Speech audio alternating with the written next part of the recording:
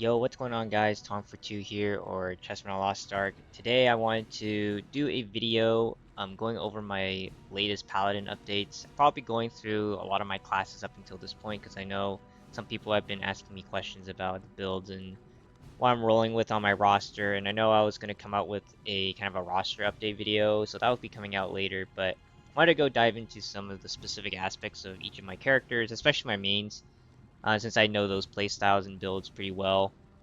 I don't know if I'll do alts, maybe I'll just share them, but I don't know how in depth I could kind of answer some of the different questions. But at least with my mains, I'm more, I know a little bit more about them. So hopefully you guys enjoy this video. Be sure to subscribe if you like this sort of content, and yeah, just let me know what other sort of stuff you guys want to see. So um, today I'm gonna be looking at my paladin or my main. I recently just finished advanced honing on it, so everything is plus 40 advanced honing. I think all my armor pieces, as you can see on the Ulu site, plus 19, and then my weapon is plus 23 honing. Um, I don't read too much into the combat power here. Um, and after we visit the Ulu site, we'll take a look at the in-game UI. But uh, I'll start with just using the Ulu site. It's a good resource to use because I think it lays out everything a little bit better and cleaner, especially for this type of video. But as you can see, there's some improvements I could still do with the quality of my gear. Maybe try to do some weapon taps just to get that as high as I can. I think I mentioned it before, I maxed out my elixirs, so everything is either weapon power or strength with the main kind of support effect. So Luminary, Shield Enhancement, Max HP, Ally Enhancement, and Luminary again. Those are all maxed out, along with the secondary effect of strength or just weapon power. I haven't changed too much with my accessories since probably the last time I talked about my build, but essentially I think the essentials are there. Highline for brand power. Both earrings have at least weapon power plus 3%. I know I have shield party and recovery party as the low lines, but I don't think if you're a DPS player you're caring that much about it. You're probably more concerned about the weapon power percentage. And then of course with the rings, those are probably going to be the things that I want to improve first. You either want at least minimum ally damage enhancement effect and ally attack power enhancement effect, the high lines, and then you probably want medium lines minimum at a certain point of the other effect. For one of the rings, I have both the ally attack power enhancement as well as the ally damage enhancement effect, but eventually I think you want at least medium line here, and high rolling would mean that you get some sort of weapon power stat here, whether it's the flat line or the percentage line. So haven't changed a whole lot with my accessories, I said, but this is pretty good just for support investment. Look at my stone, running Expert Awakening. It's a 7/7. As long as I have Awakening, I'm pretty happy about it. Bracelet, I think the only support effect I have is ally attack power enhancement. It's the low line, but swiftness and spec is decent. Those are always going to be ongoing projects. Can always improve that, but that's where I'm at right now. In terms of gems, full level 8 across the board. I do have one level 9 though for Heavenly Blessing. I think if you check out like Lost Ark Nexus, there's a breakdown of like the gem priority. I'm mostly going to be slowly getting level 9s for my Paladin in what the news we got about maybe from the RU. We might be getting Kazaros a little bit earlier this year, so I might be just trying to beef up my main as much as I can before then, especially on the damage buff skills. CDR ones, they're good, but I think just trying to squeeze out as much damage as I can for my party members. Cards, yeah, Lost Wind Cliff, pretty much have everything done. I have a bunch of selectors that I can use, and at least for Brel, using certain card sets in Mordum, I think you're using a certain card set for Gate 3 only, so I might max out those if I have enough. This is just a breakdown of combat power. I wouldn't, I mean, there's certain things that you could probably improve on. It's mostly going to be accessories for me now, and the bracelet. Gems is always going to be an ongoing battle. If you talk about engravings, again with Frog and the new strike rate that came out earlier this week, these are slowly getting filled out for me from the support side, so I'm 10 out of 24 on drops of ether. Awakening, I'm still waiting for the prices to drop for that. Max MP increase, I run that. Magic Stream and Expert all filled out, and then I have Vital Point hit, which is maxed out too. So I've only been funneling my resources into support-related engravings, which are definitely cheaper than the DPS ones. But as a person who has 4 different support characters, that's where I went with my investments in gold. And so my DPS are going to be a little bit behind in terms of just squeezing out as much damage as I can from those. But really, I only play like 2 or 3 DPS characters through raids. My Ark Passive, you guys can look at the tree. Again, focusing on Swift, and then secondary stat spec for evolution. I have 26 points in evolution, 27 for enlightenment, and 25 for leap. I think most of the stuff is still the same. The only difference is in evolution. I know there's been a battle between people who use MP Furnace versus was it Standing Strike, I think what it's called. Now honestly, it's probably personal preference. Yeah, Standing Striker. Mostly because you can't get knocked down. You lose a stacks when you get paralyzed. So I mean, you have to stay up and use your push immune skills, but if you use MP Furnace, it's, I don't know. You play however you think you could play, how good you are. I've switched between the two, and honestly, if you're a good support, you will know your kit pretty well, and I'll probably end up switching over my build to Standing Strike at some point. And then if we look at my skill layout, I could probably go over the skills more in depth in the game UI, but skills I use: Sword of Justice, Holy Area, Holy Protection, God's Decree. Holy Area and God's Decree are your 2 DR skills. Holy Protection is a shield skill. I have Gale Wind. I use Conviction Judgment on Sword of Justice, which is your brand skill. God's Decree is my Judgment skill. Usually just placing my Holy Area and God's Decree on allies who might need a little bit more shielding or DR. And then Executioner Sword and Holy Sword, those are my 2 big stagger skills and counter skills. I use Overwhelm Runes on them, and I don't think I've changed that a whole lot in the past, but I think just because I'm not using Vital Point Hit anymore, I think during progs I'll probably switch to Vital Point Hit just because Drops of Ether is more utility, I think, but Vital Point Hit will help us clear mechs, you know, guarantee that we cleared some stagger mechs and stuff, so definitely really good. I use 2 blue skills. I drop, what's it called? Light's Vestige, or I forget what skill that's called. Let me look it up. Yeah, Light of Judgment, sorry. I dropped Light of Judgment just because I think in a lot of raids since Daymine, Gate 4, we've always needed extra DRs. So for progging, I think an extra DR skill is always useful, better than an extra meter gain skill, Light of Judgment. I mean, there's some builds where I will use Light of Judgment, but not often, just because I'm too lazy to change the build. But yeah, some people are going to prioritize meter gain.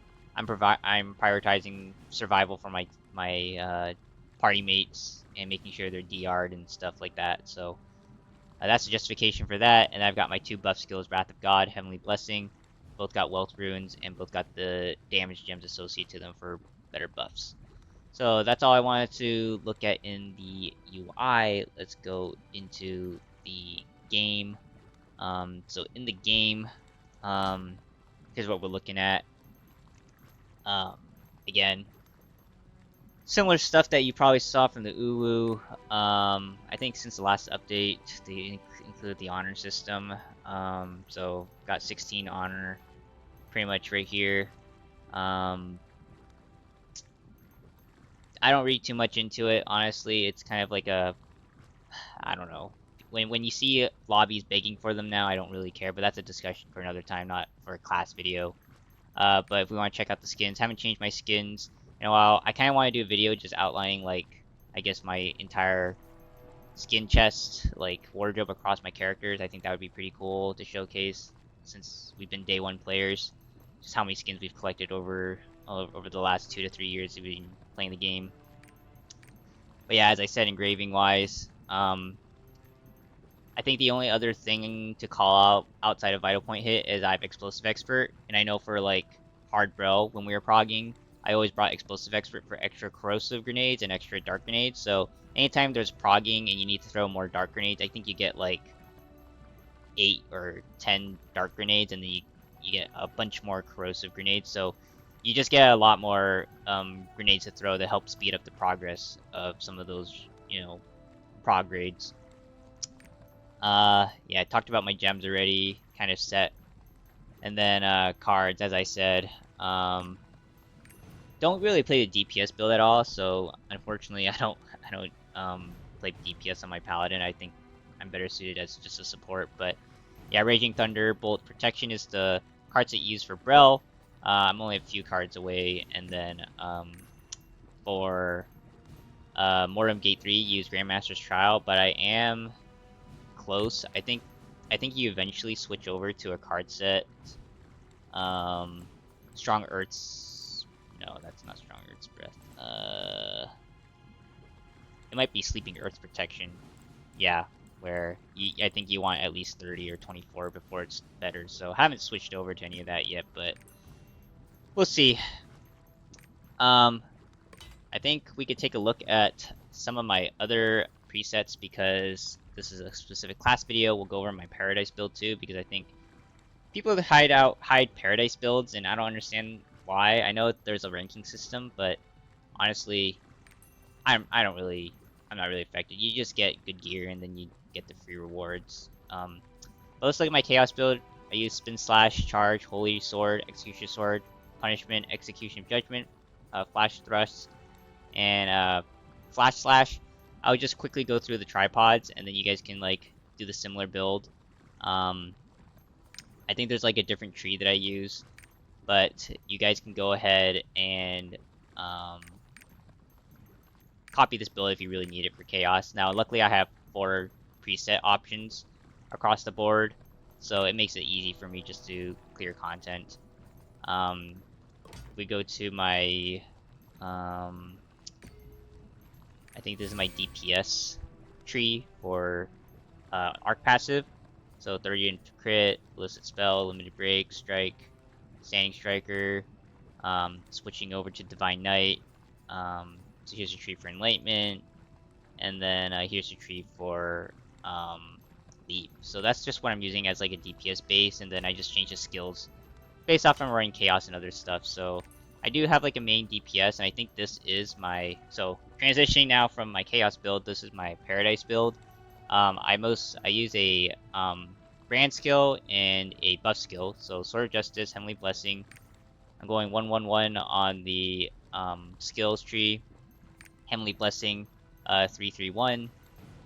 And then for blue skills, you're mostly just using Punishment, Holy Sword, Execution Sword. I use Spin Slash, Execution of Judgment, and Flash Slash, but you're mostly trying to get off your T skill as much as possible in Paradise, especially against the Crucible boss. So Punishment, I'm going 1-1-1. Holy Sword, I'm going 2-2-1. Execution Sword, I'm going 2-2-2. Spin Slash, I'm going 3-2-1. Execution of Justice, I'm going 1-1-1. And Flash Slash, I'm doing 2-3-2 for the tripods. Keep a note, Paradise, the runes don't matter as much.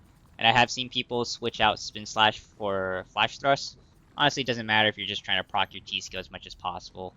But yeah, I know as a support, Paradise build is probably important just so that you could at least clear the Crucibles and get your mats and stuff like that. So good on that. This preset is just using Light of Judgment. Nothing too different.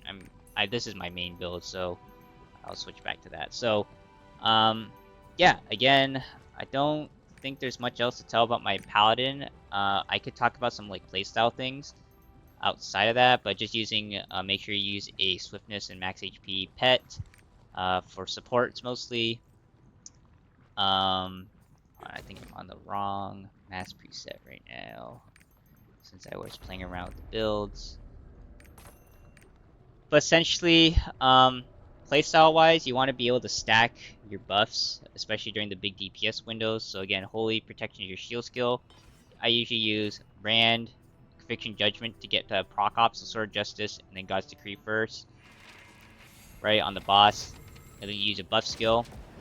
When you fill up the meter, generally if you have your T skill and your Z skill, you use them at the same time. And if your Holy Aura is also on, then you want to proc all those at once. If you have your brand skill and your buff skill, you want to be using those at the same time. So if you try to time them, it's always pretty good, preferred. You always make sure that either Heavenly Blessing or Wrath of God is on. You never want to like overlap these very much because that way you guarantee better uptime. Blue skills are just utility. Holy Area, again, just extra DR and meter gain skill. But yeah, you're mostly focusing on meter gain to proc Holy R as much as possible. And while Holy R is on, always try to proc T skill and Z. I think your Z skill for Paladin comes up pretty quickly. So, especially during raids. So, I always try to, if I can proc Z alone. But then usually I'll proc T and Z at the same time with Holy Aura. So that's just a quick breakdown. Use your Awakening for quick meter gain as well, and for extra shielding for mechs that might hurt. So that's about it. Hopefully you guys enjoyed, and I'll see you guys in the next one. Peace.